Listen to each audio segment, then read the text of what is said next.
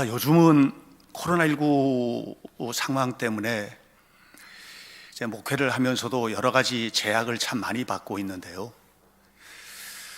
특별히 아파서 수술받는 분들이나 병원에 입원한 분들이나 이런 분들을 전에는 자주 신방도 가고 또 가서 기도하고 함께 위로하고 이렇게 했는데 전혀 지금은 할 수가 있는 입장이 아니어서 정말 위급하고 또 신방받는 분이 기동이 가능할 때에는 아침에 일찌감치 새벽같이 가가지고 밑으로 내려오도록 이렇게 해서 기도하기도 하고 이렇게 하긴 합니다만은 참 쉽지가 않습니다. 코로나 사태가 벌어지기 전에는 병원에 신방도 자주 가고 했죠. 또 응급실에도 제가 간 적도 있고 한데 응급실에 갈 때마다 느꼈던 거는 참 참혹한 전쟁터다 하는 그런 생각을 많이 했습니다. 가면 여기저기서 신음하는 소리가 있고 또 금방 사고가 나서 막 올 때는 그 안에 응급실 안에 피냄새가 가득한 경우들도 제가 경험해 본 적이 있습니다. 응급실은 말 그대로 응급하게 실려온 환자들이 치료를 받는 곳입니다.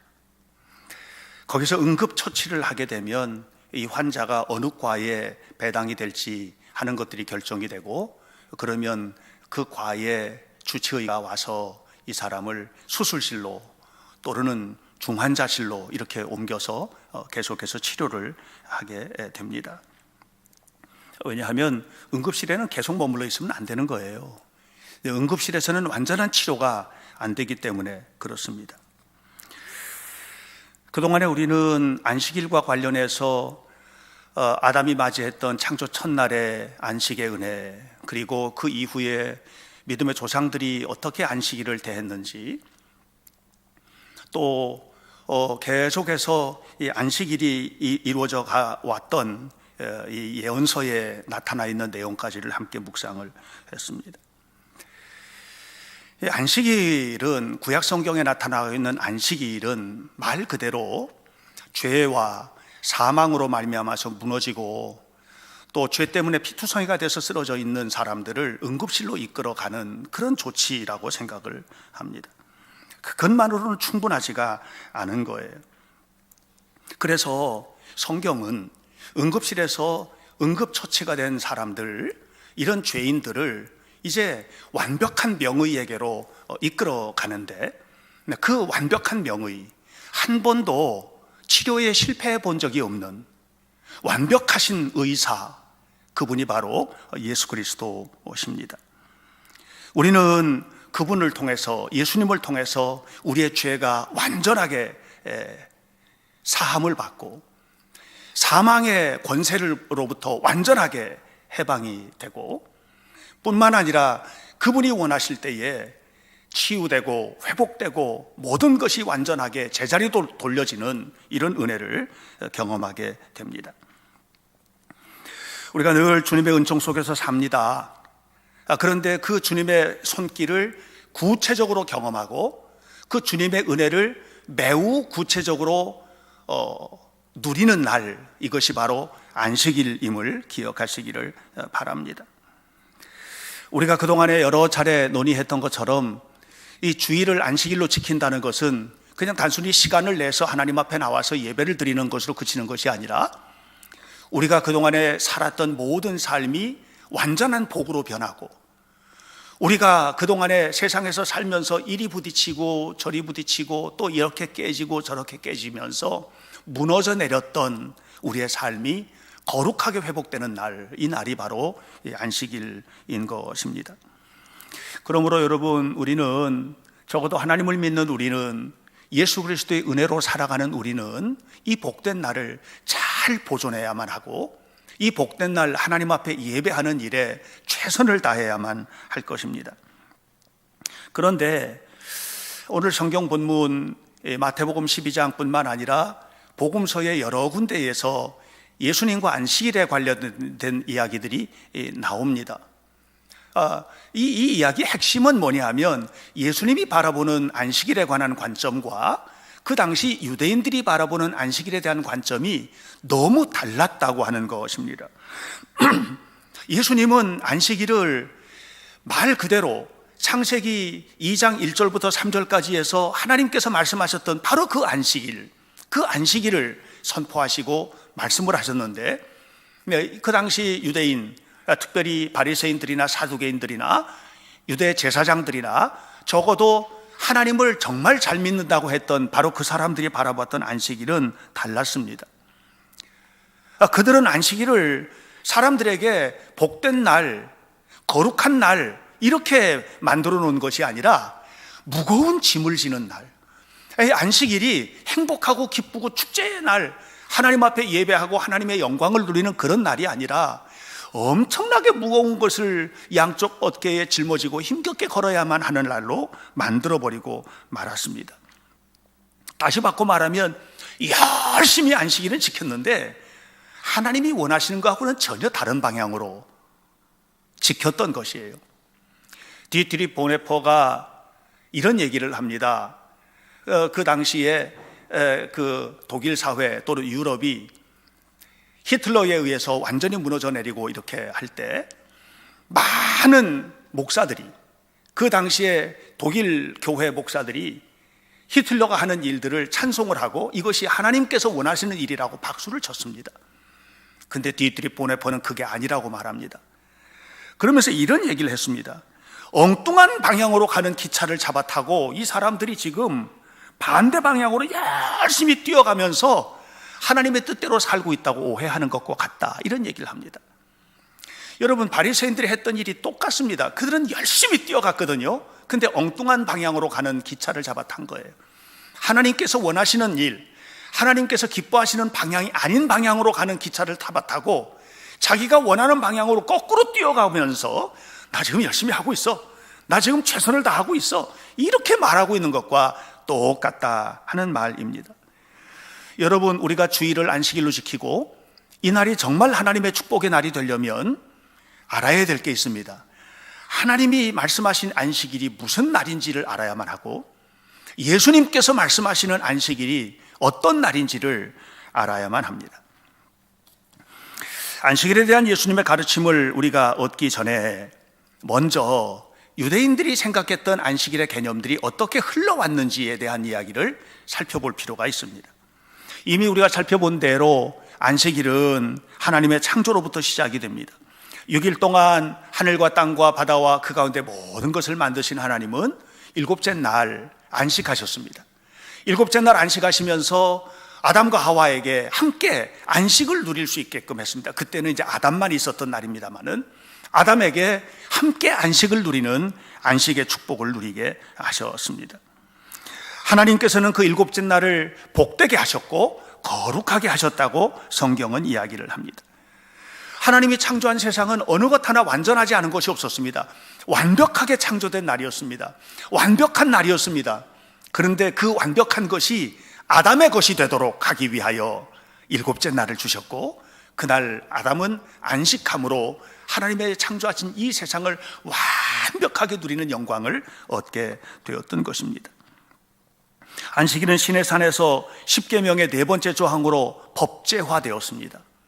법제화되었다는 얘기는 무슨 말이냐? 안식일은 이제 지켜도 되고 안 지켜도 되는 날이 아니라 법으로 지켜야 되는 날이 되었던 것입니다. 적어도 하나님을 믿는 우리는 이 말씀이 그냥 법처럼 느껴져야만 합니다. 안식일을, 하나님께서 원하시는 이 안식일을 반드시 지켜야 되는 그런 날이 되었던 것이에요. 그런데 이스라엘 백성들은 이거 이해하기가 어려웠습니다. 왜냐하면 430년 동안 애굽에서 노예 생활을 했잖아요. 이스라엘 백성들이. 이렇게 430년 동안이나 노예 생활했던 사람들은 그냥 1년 365일이 일만 했던 거예요. 쉬는 날이라는 것은 상상할 수가 없었고, 그냥 몸이 좀 쉬는 날, 몸이 피곤해서 쉬는 날 있을 수가 없었던 것이었던 것입니다. 그랬기 때문에 이스라엘 백성들이 이 안식일 날 쉰다고 하는 것을 이해하기가 어려웠습니다. 그런데 하나님은 이 안식일을 법제화하시면서 십계명의 제4계명으로 말씀을 하시고 그것을 선포하시면서 인간은 죽도록 일만 해서는 안 되는 존재라는 것을 말씀했습니다. 인간은 죽도록 돌아가는 기계가 아니라는 것입니다.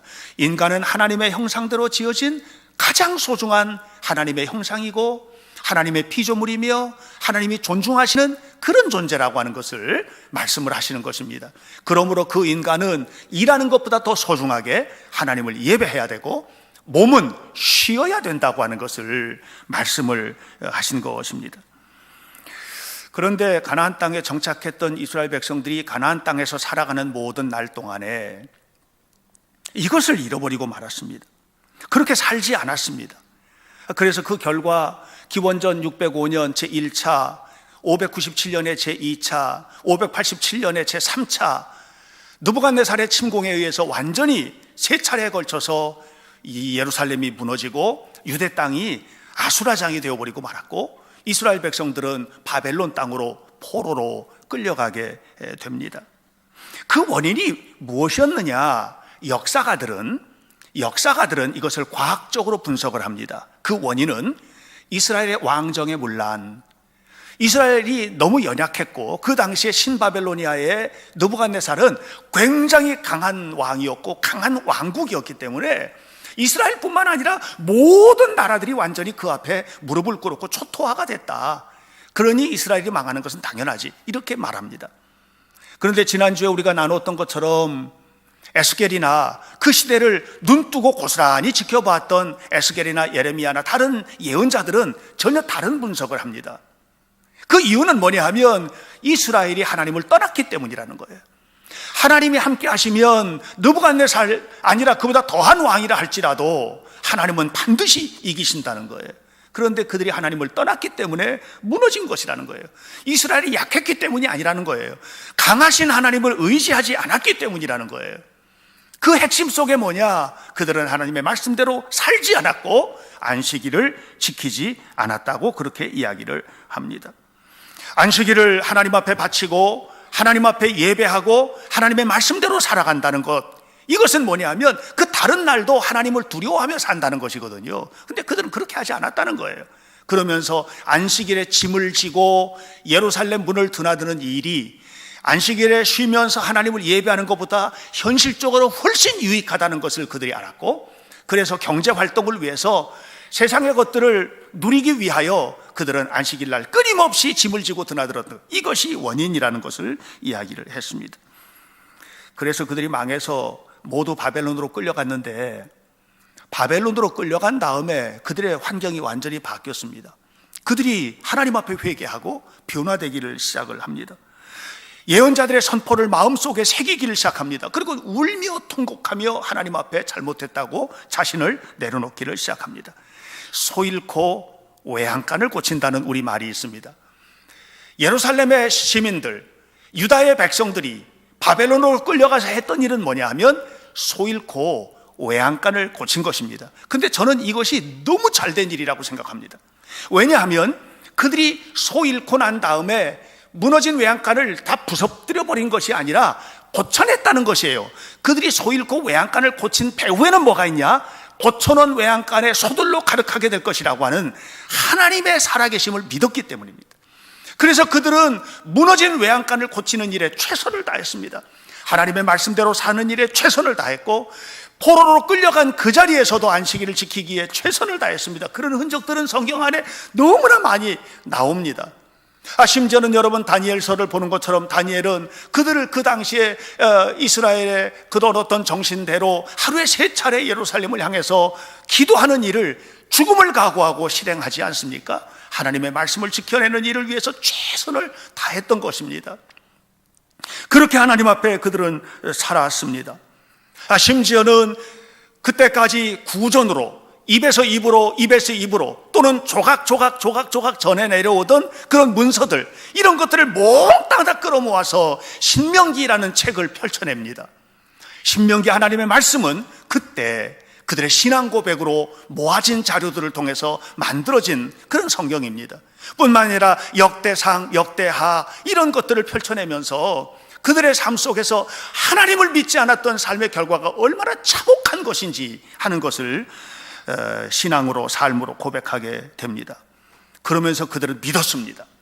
예레미야서에서 계속 나왔잖아요. 예레미야 25장에서 29장에서 70년이 끝나면 이 백성들이 다시 다 회복되리라, 이것을 믿었습니다. 여러분, 그러나 이것은요, 있을 수 있는 일이 아닙니다. 어느 나라가 정복전쟁을 하고 정복지에서 포로들을 끌어다가 노예로 만들고 또 그 사람들을 데려다가 일터에 내몰고 이렇게 하면서 경제발전이나 또는 어떤 그 사회나 이런 것들을 풍성하게 만들었던 정복자가 정복지에서 잡아왔던 포로들을 그냥 아무런 조건 없이 돌려보낼 뿐만 아니라 가서 성전도 다시 쌓아라, 가서 성벽도 다시 쌓아라, 건강한 너희들 사회를 다시 만들어 해서 자금까지 대주고, 이런 일은 역사상 있을 수가 없습니다. 그런데 예레미야의 선포대로 그대로 됐습니다. 여러분, 이건 하나님이 하신 일 아니면 이해할 수가 있는 일이 아닙니다. 하나님께서 그 일을 하셨던 것입니다. 왜 그렇게 하셨을까요? 이스라엘 백성들이 포로로 끌려간 그곳에서 그렇게 산 거예요. 하나님의 말씀을 그대로 믿었고 그대로 실천을 했던 것입니다.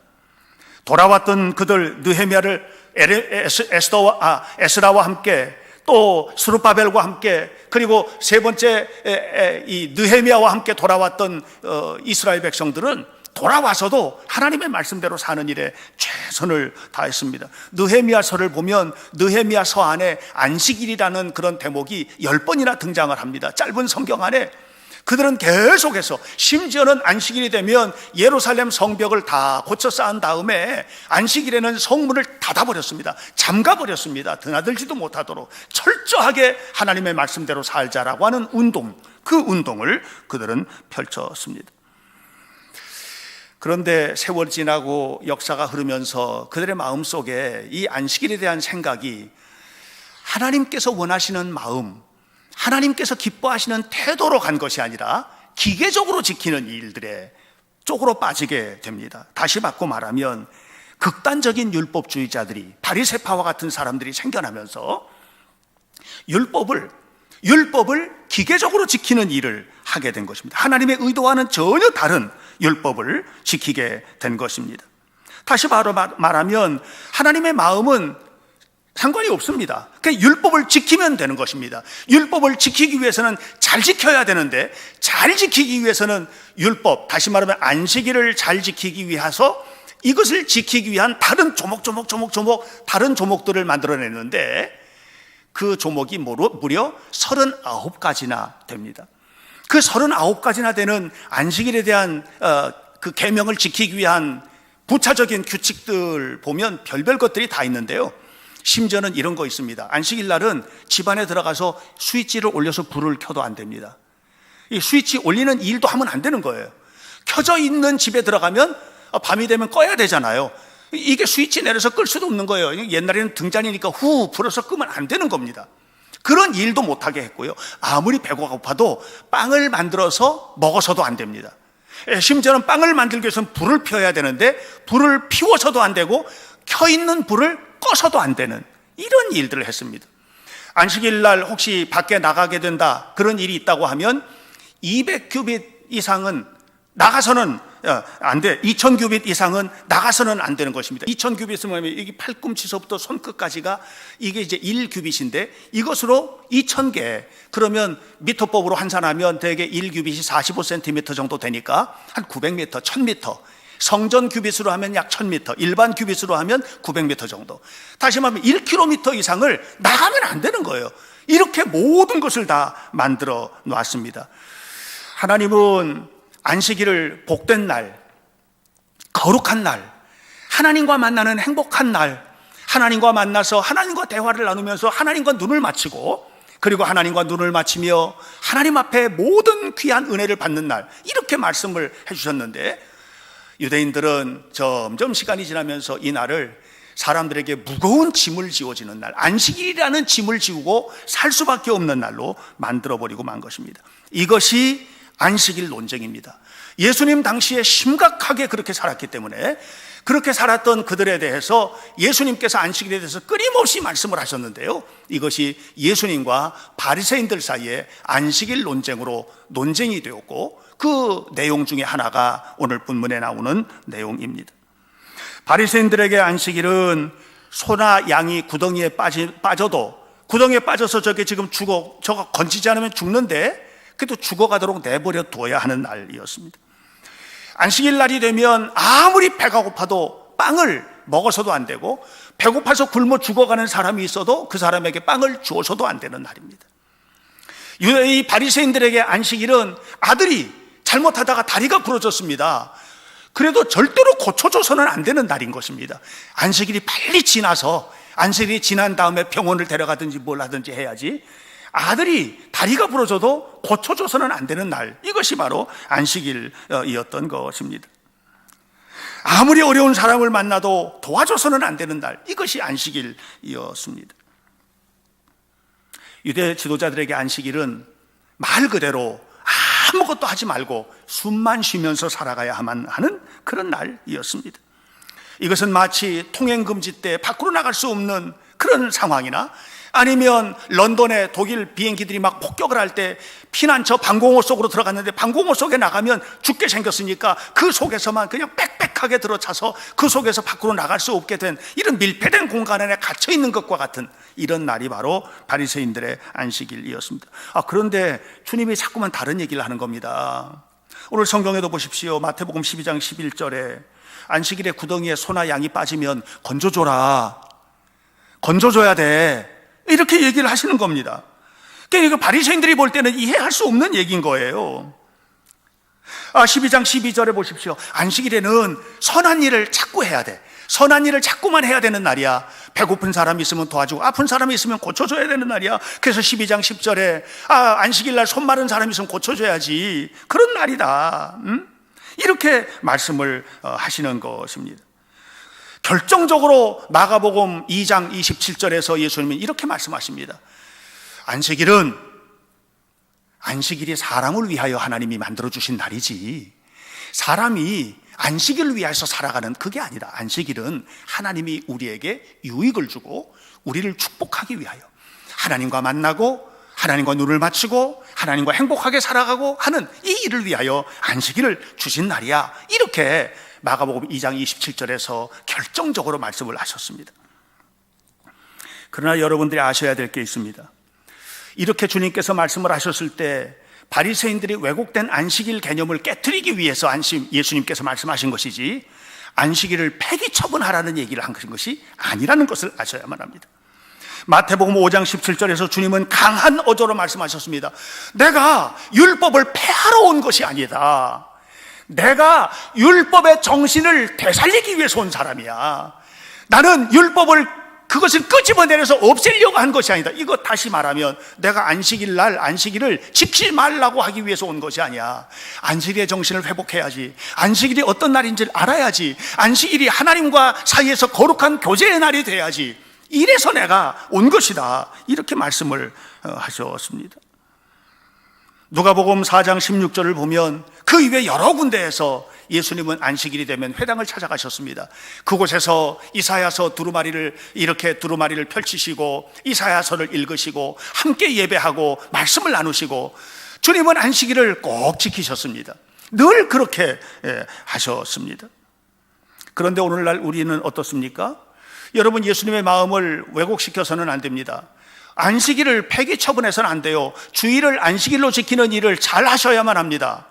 오늘날 많은 사람들은 엿새 동안의 이 일이 열심히 일을 하는 것까지는 좋은데, 이 일이 문턱을 넘어서 일곱째 날까지 영향을 끼쳐버리고 맙니다. 그래서 일곱째 날도 일해야만 하는 날이 되어버리고 만 것입니다.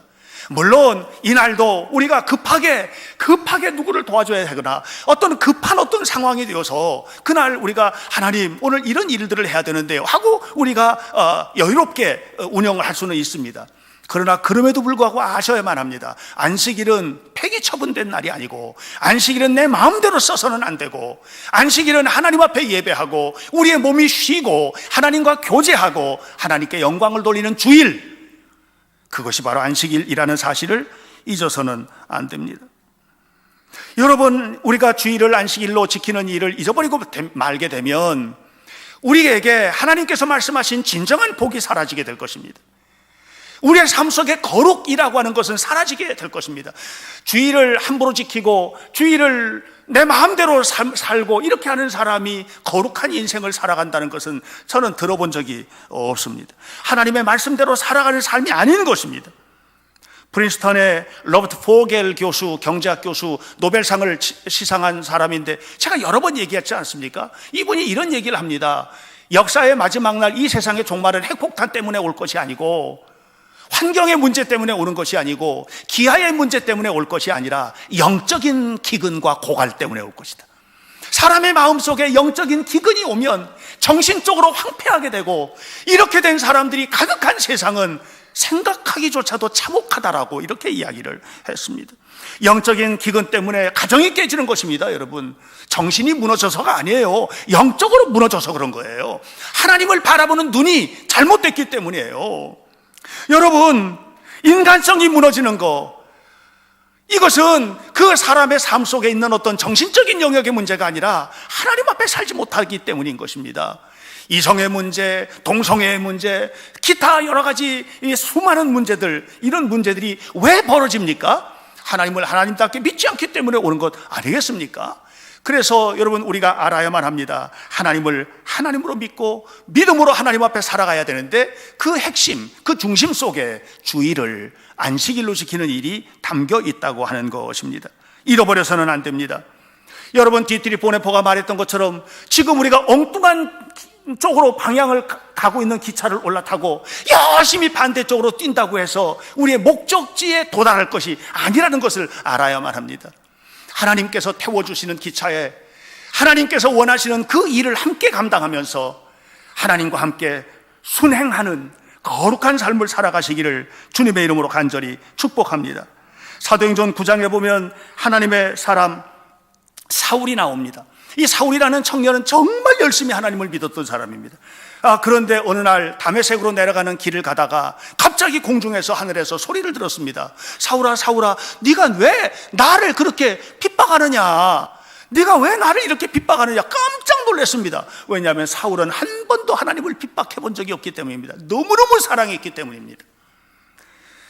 그래서 말했습니다. 내가 언제 주님을 핍박했습니까? 이렇게 말했습니다. 여러분, 사울이 하나님을 너무 사랑한 것은 맞습니다. 너무너무 사랑했습니다. 우리가 감당하지 못할 만큼 사랑했습니다. 그런데 사울이 하지 못했던 것이 있어요. 하나님의 마음을 헤아리는 일은 실패한 것입니다. 바리새인들의 실패도 그것입니다. 오늘 우리 가운데 많은 사람들이 하나님을 너무나 사랑한다고 해서 일을 하고 행동하고 결정을 하지만 하나님의 마음을 헤아리는 일을 실패하면 그것은 하나님을 믿는 사람의 행할 태도가 아닌 쪽으로 갈 수 있다는 것을 아셔야만 합니다.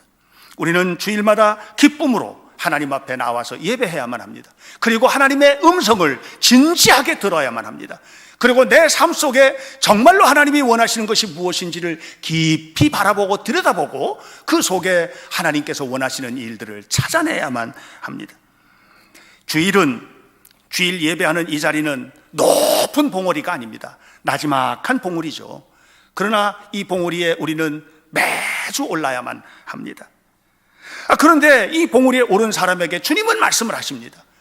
네가 지금 나지막한 봉우리에 오늘도 나왔구나, 올랐구나. 그런데 이 봉우리는 나지막한 봉우리가 아니라 네가 올라야만 하는 최고의 봉우리다. 우리가 올라야 하는 최고의 봉우리입니다. 이곳에 올라서 우리가 세상을 다시 바라보고, 이곳에 올라서 기도하면서 가정을 다시 바라보고, 이곳에 올라서 예배하면서 내 삶을 다시 바라보고, 그러면 얼마나 많은 길들이 펼쳐지고 있고 하나님이 나를 얼마나 사랑하시고 계시고 내 삶 속에 주실 하나님의 축복이 얼마나 큰 것인지를 이곳에서 드디어 우리는 발견하게 될 것입니다. 그러므로 주일 예배의 봉우리보다 더 높은 봉우리는 없다는 것을 아셔야만 합니다. 보잘것없어 보이지만 이것이 우리가 올라야 하는 봉우리고 최고의 봉우리이며 소중한 삶의 자리임을 기억하시기를 바랍니다. 아브라함 요슈아 헤셀이라고 하는 유대 철학자가 있습니다. 그분이 안식에 관한 책을 썼습니다. 그 책에서 이런 얘기를 합니다. 그것이 바로 미시나에 나오는 39개 규절 가운데 하나를 얘기를 한 것인데, 안식일이 되면 어떤 불도, 마음의 불도 피워서는 안 된다는 얘기를 합니다. 안식일 날 요리하기 위해서 불 피우는 건 물론이고 마음의 불도 피워서는 안 된다는 얘기를 합니다. 그러면서 그가 이런 얘기를 합니다. 의로운 분노의 불도 그날은 피워서는 안 된다는 얘기를 합니다. 저는 그 이야기를 읽다가 제가 은혜를 받으면서 이런 얘기를 했습니다. 이런 생각을 했습니다. 그날은 정말 아무런 불도 피워서는 안 된다.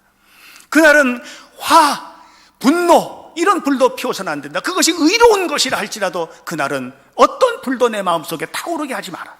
단 주님을 사랑하는 열정의 불, 주님을 예배하고자 하는 뜨거운 성령의 불, 이 불로 내 안에 가득 채워져서 이 불이 활활 타올라 하나님을 기쁘게 하는 불의 사람이 되어야만 한다. 그날은 세상의 불은 피워서는 안 되지만 영적인 불은 끊임없이 피워 올려야만 하는 그날이다. 저는 그렇게 해석을 했습니다. 사랑하는 여러분, 주님을 사랑하는 마음으로 예배하는 날입니다.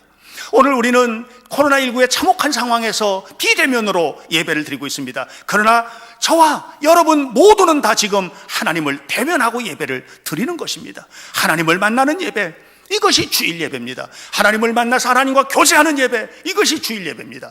그날 이렇게 해서 내 영혼이 안식하고 내 정신이 안식하고 내 삶이 안식하는 예배, 이것이 바로 하나님께서 창세기의 2장 3절에 말씀하신 복이 되고 거룩하게 되는 바로 안식일의 개념인 것입니다.